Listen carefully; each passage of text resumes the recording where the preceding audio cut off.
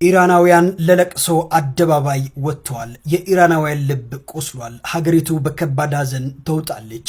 የሀገሪቱ የበላይ መሪ አያቶላ አልአሚኒ መሞታቸው ተከትሎ በሺዎች የሚቆጠሩ ኢራናውያን ጥቁር ልብስ በመልበስና የመሪው ምስል በመያዝ ሐዘናቸውን ለመግለጽ ወደ አደባባይ ወጥተዋል። በቴህራን ጎዳናዎች ላይ የሚሰማው ለቅሶና ዋይታ ኢራን ምን ያህል ታላቅ መሪዋን እንደተቀማች የሚያሳይ ሆኗል። ለዓመታት ሀገሪቱን በጽናት የመሩት አያቶላ መወገድ ለብዙሃኑ ኢራናውያን የመሪ ማጣት ብቻ ሳይሆን የሀገሪቱ ምሰሶ የመፍረስ ያህል ተሰምቷቸዋል። በእያንዳንዱ የኢራን ከተማ መስጊዶች በለቅሶ ተሞልተዋል። የሐዘን መግለጫ መዝሙሮች በየጥጋጥጉ ይሰማሉ። መንግስት ያወጀው የ40 ቀናት ብሔራዊ ሐዘን በይፋ ተጀምሯል።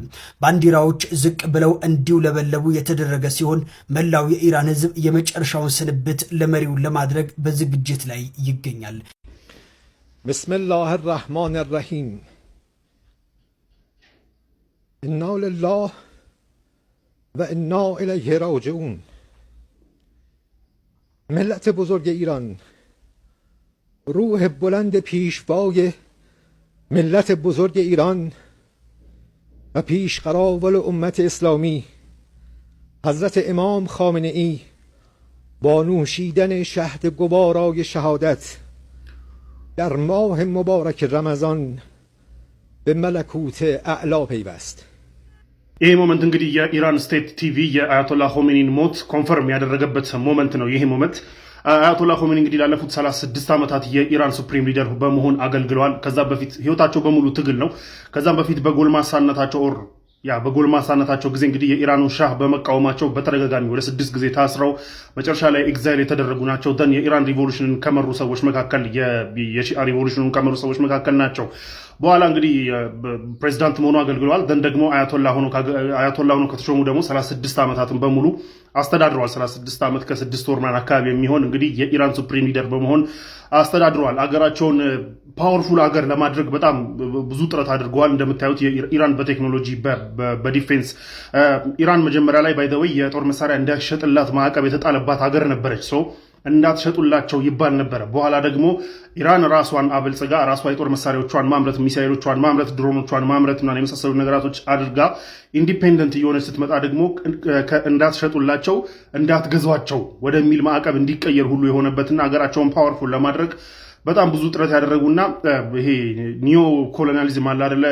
ይሄ የአይዲዮሎጂ ኮሎኒያሊዝም ሬስት ኦፍ ዘ ወርልድ በተለይ የአረብ ወርልድ በዌስተርኖች በደንብ ኮሎናይዝ ተደርጎ ያው የታለበ ሲኖር ግን ያንን ሬዚስት በማድረግ ነው እድሜያቸውን በሙሉ የኖሩት። ያንን ሬዚስት ሲያደርጉ ኖረዋል። ሶ ሀገራቸውን ዲፌንድ ሲያደርጉ ኤንድ ላመኑበት ዓላማ በጣም ሲታገሉ ኖረው ነው እንግዲህ በዛው ዓላማ በታገሉበት ዓላማ ላይ ያሉ ትናንትና ህይወት አሳሲኔት የተደረጉት ማለት ነው። የሺአ ሪቮሉሽንን ኤክስፖርት ለማድረግ በጣም ብዙ ጥረት አድርገዋል እና በዛ እንግዲህ በሱኒው ዓለም ላይ ደግሞ ይተቻሉ። በተለይ በሻር ነጅስን መንግስት የሚሰራቸውን አትሮሲቲዎች ስፖንሰር በማድረግ ኢቭን ሰፖርት በማድረግ የመሳሰሉ ነገራቶች ላይ የኢራን መንግስት እሳቸው የሚመሩት የኢራን መንግስት በደንብ ይታማል። በደንብ ሲሳተፍም ነበረ። የሂዝቦላ ሚሊሻዎችን በማጠናከር የሁቲዮችን በማጠናከር በመሳሰሉ ነገራቶች የሱኒውን ዓለም ኦቨርቴክ ለማድረግ ሞክረዋል። በዛ ደግሞ በሱኒው ዓለም ላይ ይተቻሉ። ነገር ግን ኦል ኦቨር በደንብ የዌስተርን ሄጀሞኒ በደንብ የታገሉና በደንብ የተቋቋሙ እንደምታዩት ነው። አሜሪካ በታሪኳ እንደዚህ አይነት ጥቃቶች አጋጥመዋት አያውቁምና እንደዚህ አይነት ጥቃቶችን ሁሉ ኢቭን የጁን ጦርነትን ስታስታውሱ በእስራኤል ጊዜ እስራኤልን እንደዛ እስከ ማጥቃት የደረሰች ፓወርፉል አገር መመስረት ችለዋል። ለማንኛውም እንግዲህ በእምነታቸው ላይ የቶፕ የሚባለውን ማዕረግ አግኝተዋል። እንግዲህ አሁን ከአያቶላ በላይ እንግዲህ ቶፑ ማዕረግ በተለይ በሺአ ሙስሊም በሺአ ኢስላም በተለይ ሁለት መሪዎች አሉ። እንግዲህ በሺአ ኢስላም ላይ እንደምታውቁት ሁለት ኢማሞች አሉ፣ አልይ እና የአልይ ልጅ ሁሴን እና እነዚህ ሁለቱም እንግዲህ በጠላት ተወግተው ነው በጠላት እጅ ነው ህይወታቸው ያለፈው እና ከአያቶላውን በላይ እንግዲህ ምንድነው መስዋዕት የሚል ማዕረግ እንግዲህ አግኝተዋል ማለት ነው። በጠላት ልክ እንደ ኢማሞቻቸው በጠላት እጅ ነው የሞቱት ማለት ነው። ያው ሬስት ኦፍ በሱኒው ኢስላም ያው ነው፣ ትልቅ ማዕረግ ነው ያ። ነገር ግን ከአያቶላ በላይ እንግዲህ ልክ እንደ ኢማሞቹ በጠላት ላመኑበት ሲታገሉ በጠላት ህይወታቸው አልፈዋል ማለት ነው።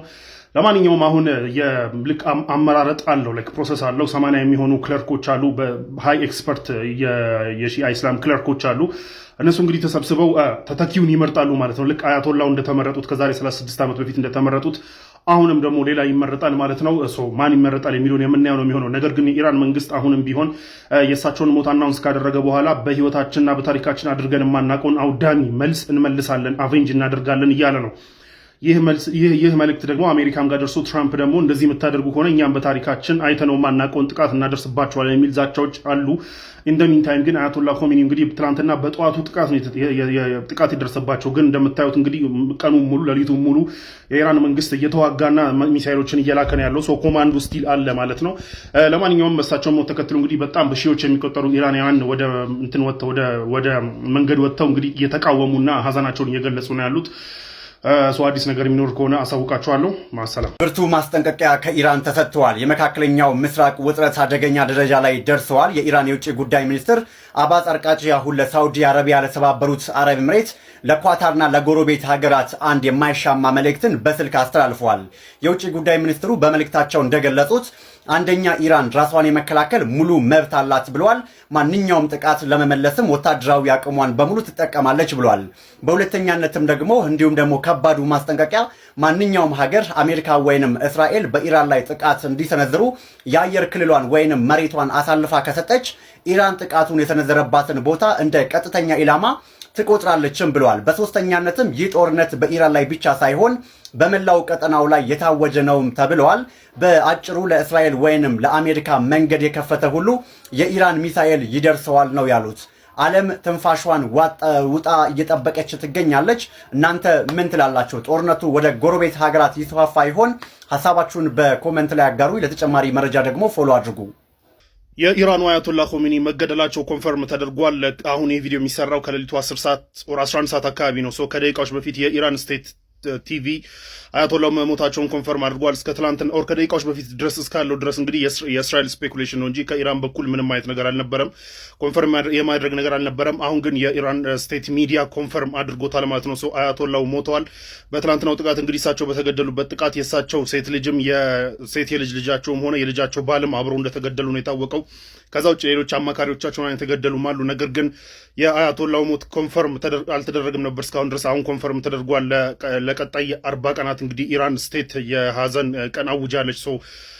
እስካሁን ድረስ እንግዲህ ኮንፈርም ያልተደረገውና ስፔኩሌት ሲደረግ የነበረው የአያቶላው ሞት አሁን ተረጋግጧል ማለት ነው። እኔ ለኢራን በጣም ፈርቼላታለሁ። እንደምታውቁት ሲጠበቅ የነበረው የአሜሪካና የኢራን ዋር እንደጀመረ ታውቃላችሁ። ሁለት ሀገራት ብቻ ነው አሜሪካንን አታክ የማድረግ ሚስቴክ የሰሩት። አንደኛዋ ጃፓን ናት። በ1990ዎቹ ጃፓን በጣም አፍልታ ነበር። ቻይናን፣ ሳውዝ ኤዥያን፣ ኦይል፣ ስቲል የተለያዩ ነገሮችን በመቆጣጠር ግዛቷን በጣም አስፍታ ነበር። በሰዓቱ አሜሪካ ይሄ ነገር አላስደሰታትም ነበር። አንደኛ ጃፓን በተለየ ፍጥነት እያደገች ነበር፣ ብዙ ቴሪቶሪዎችን እየተቆጣጠረች ነበር። ስለዚህ አሜሪካ ምን አደረገች? ጃፓንን ከኦይል ትሬድ ውስጥ ከሮፍ አረገቻት። ይሄ ብቻ አይደለም፣ የጃፓንን ገንዘብ ፍሪዝ አደረገች። በሰዓቱ ጃፓን ኮርነር እንደተደረገች ተሰምቷት ነበር፣ ምክንያቱም ከዓለም አቀፍ ትሬድ ውስጥ ነበር ከሮፍ ያደረገች።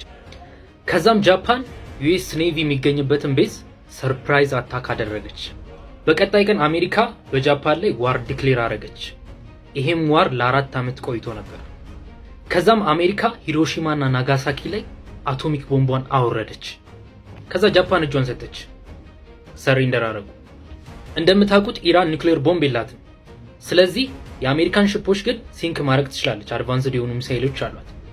ሲንክ እንኳን ብታረግ ጋይስ ኢራን የሚጠብቃት የጃፓን እጣ ፋንታ ነው። የኢራን ሱፕሪም ሊደር የሆኑት አያቶላ አሊ ካሚኒ መሞታቸውን አስመልክቶ 40 የሀዘን ቀናት ታውጇል፣ ወይም ደግሞ 40 ሞርኒንግ ዴይስ ታውጇል። እናም እንግዲህ የእሳቸው ተገኝቷል የተባለው ቦዲ ወይም ደግሞ አስክሬናቸው ፎቶ ይህንን ይመስላል። ከዛ በተጨማሪ ደግሞ ትምህርት ለ1 ሳምንት በኢራን ውስጥ የሚዘጋ ይሆናል። ከኢራን በተጨማሪ ደግሞ ኢራቅ ውስጥ የሚገኙ ባርሳ፣ ካርባላ፣ ናጃፍ እና ሌሎች 7 ፕሮቪንሶች አንዳንድ ቀን የሀዘን ቀናት አውጇል። የአሜሪካው ፕሬዚዳንት ዶናልድ ትራምፕ እንግዲህ ከላይ እንደምትመለከቱት በሲቹዌሽን ሩም ውስጥ ተቀምጦ አጠቃላይ እንግዲህ ጦርነቱን እየመራ ይገኛል። እናም እንግዲህ ከጀርባዬ እንደምትመለከቱት የተለያዩ ወታደራዊ እንቅስቃሴዎችን በርካታ አማካሪዎች በዙሪያው አሉ። በእነሱ መረጃዎችን እየተከታተለ ነው እንግዲህ ጦርነቱን እየመራ የሚገኘው። እናም እንግዲህ በዛሬው ዕለት እጅግ አደገኛ በሚባለው ቢቱ ስፕሪት ቦምብ ጣይ አውሮፕላን በኢራን ላይ እንግዲህ ጥቃት ሊፈጸም ይችላል ተብሎ ከአሜሪካ የወጡ መረጃዎች ያመላክታሉ።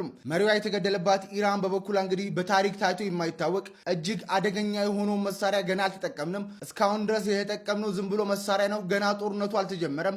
ጦርነቱ አሁን ይጀምራል። ዓለም አይታው የማታውቀውን እጅግ ዘመናዊና አደገኛ መሳሪያ እንጠቀማለን በማለት እየዛቱም ይገኛሉ። በቀጣይ እንግዲህ በዓለማችን ላይ ምን ይፈጠራል የሚለውን ነገር እየተከታተልን የማድረሳችሁ ይሆናል። የፕላስ ምልክቷን እየነካችሁ ፎሎ ማድረግ ቤተሰብ ይሁኑ። ኢትዮጵያም ስጋት ውስጥ እንደሆነች ተነግሯል። ጦርነቱ ተፋፍሟል። እጅግ በርካታ ውድመትን እያስከተለው የሚገኘው ኢራን እጅግ ከፍተኛ የሆነ አጸፋዊ እርምጃ እየወሰደች ትገኛለች። ምስራቅ አፍሪካም ኢራን ትተኩሳለች ተብሎ እየተጠበቀ ይገኛል። ኢትዮጵያም ከዚህ ቀጠና ውስጥ አብራ ስላለች እጅግ በርካቶችም ኢትዮጵያም የዚህ ሰለባ ትሆናለች የሚል በርካቶች ስጋትን አጭሯል። አሁን እየወጡ ያሉት መረጃዎች እንደሚጠቁመው ኢራን በርካታ የአሜሪካንን የጦር ቤዞች እያወደመች ትገኛለች። እስራኤል ደግሞ በ400 የጦር አውሮፕላኖች ኢራንን እየደበደበች ትገኛለች። አስከፊው ጦርነት ኢትዮጵያንም ሊያጠቃት ይችላል።